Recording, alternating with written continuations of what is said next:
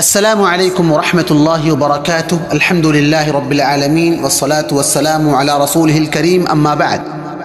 محترم و معزز سامعین کرام، پردہ نشین ماں اور بہنوں، اللہ کی رحمت، اس کے فضل اور اس کے کرم سے ہم نے شیخ عبداللہ ابن باز رحمۃ اللہ علیہ کی کتاب دروس المہمہ لعامۃ الامہ سے 3 دروس کا اختتام کر لیا ہے، اور ہم آپ سب سے امید رکھتے ہیں کہ آپ لوگوں نے ہمارے دروس کو بغور سماعت کیا ہوگا اور ان پر عمل کیا ہوگا، اور انشاءاللہ زندگی بھر ان پر عمل کریں گے۔ اور اللہ تعالیٰ سے ہم دعا کرتے ہیں کہ اللہ تبارک و تعالیٰ ہم تمام مسلمانوں کو ایسے دروس سے اور ایسی کتابوں سے استفادہ کرنے کی توفیق عطا فرمائے، اور اپنی زندگی کو ان تعلیمات کے مطابق ڈھالنے کی توفیق عطا فرمائے۔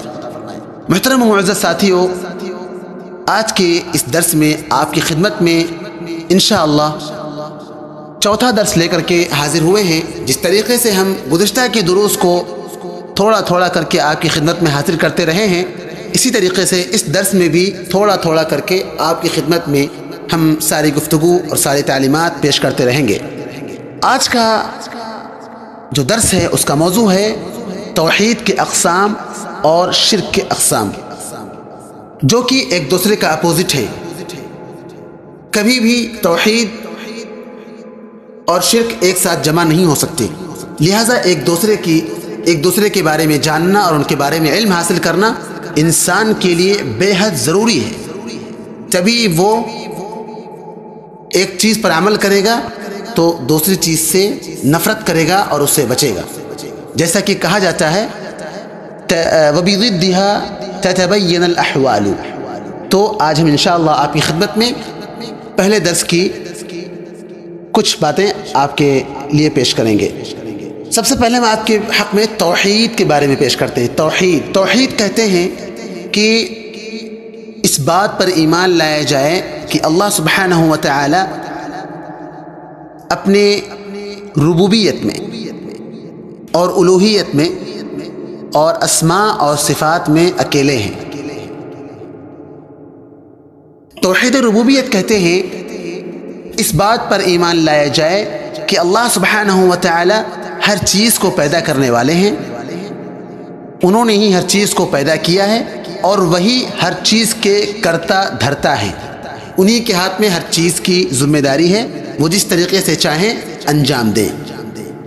دوسری قسم توحید الوہیت ہے۔ اس کے معنی ہے کہ اس بات پر ایمان لایا جائے کہ اللہ سبحانہ و تعالی اکیلے معبود حقیقی ہیں، ان کی عبادت میں کوئی اور شریک نہیں ہے، ان کی عبادت میں کوئی اور ان کے برابر کا نہیں ہے۔ اور اس سلسلے میں ہم نے گزشتہ کے کسی درس میں گفتگو کی ہے جس کے معنی ہے لا الہ الا اللہ، کہ اللہ سبحانہ و تعالی حقیقی معنوں میں اکیلے معبود ہیں، ان کے علاوہ جتنے بھی معبود ہیں تمام کے تمام باطل ہیں اور ناپید ہیں، غیر مقبول ہیں۔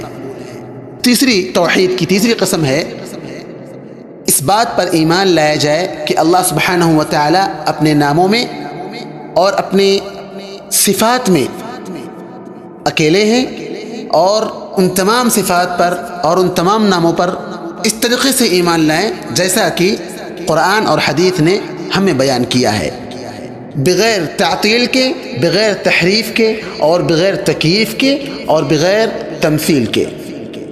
اللہ سبحانہ و تعالی فرماتے ہیں قل هو اللہ احد، اے محمد صلی اللہ علیہ وسلم آپ کہہ دیجئے کہ اللہ سبحانہ و تعالی اکیلے ہیں، اللہ الصمد، اللہ تعالی بے نیاز ہیں، لم یلد ولم یولد، نہ ہی انہوں نے کسی کو جنا ہے اور نہ ہی اللہ تبارک و تعالی کو کسی نے جنا ہے، ولم یکن لہ کفوا احد، اور نہ ہی اللہ تبارک و تعالی کا کوئی برابری ہے، نہ ہی کوئی پارٹنر ہے۔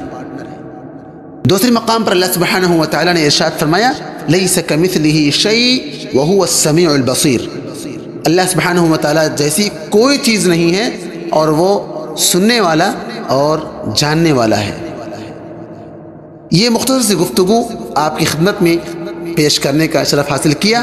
انشاءاللہ آنے والے دروس میں دوسری باتیں اور باقی کی باتیں پیش کرنے کی کوشش کریں گے۔ اللہ تعالیٰ سے دعا کرتے ہیں کہ اللہ تعالیٰ ہم تمام مسلمانوں کو حقیقی معنوں میں دین پر عمل پیرا ہونے والا اور اللہ تبارک و تعالیٰ پر حقیقی معنوں میں ایمان لانے والا بنائے۔ السلام علیکم ورحمۃ اللہ وبرکاتہ۔